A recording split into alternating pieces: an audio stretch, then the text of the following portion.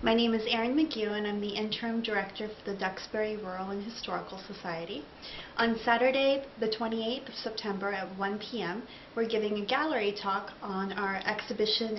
It's entitled Digging Duxbury, the Brewster Homestead's Archaeological Past. This exhibition is our summer exhibition, which we are reopening for one afternoon this fall in order to introduce some new audience members to the project. The dig was 2012, and it was a dig that was supervised by Craig Chartier of the Plymouth Archaeological Rediscovery Project. He's done a number of digs for us on similar properties.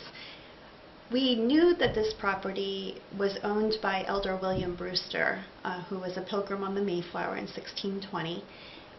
We knew that he had purchased his property in Duxbury sometime around 1630, 1631.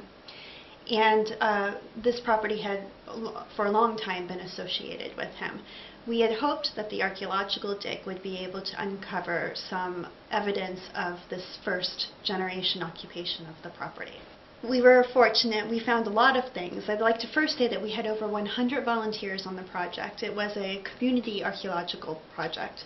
These 100 volunteers dug for more than 75 hours over 12 days and 52 square meters of land, and they recovered 17,675 artifacts. These artifacts, in combination with the foundation that was uncovered, has led Craig Chartier to conclude that we did in fact locate the 17th century foundation, which is probably built around 1634 for William Brewster's son, Love. The 17th century material was very exciting to find.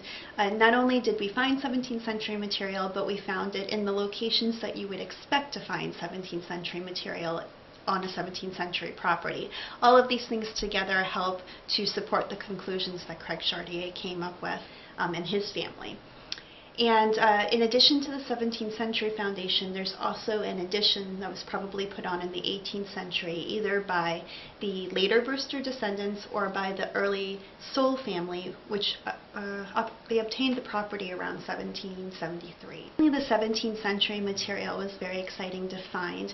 Not only did we find 17th century material, but we found it in the locations that you would expect to find 17th century material on a 17th century property. All of these things together help to support the conclusions that Craig Chartier came up with. We found one item that I find very exciting. We found what's known as a pilgrim's spoon.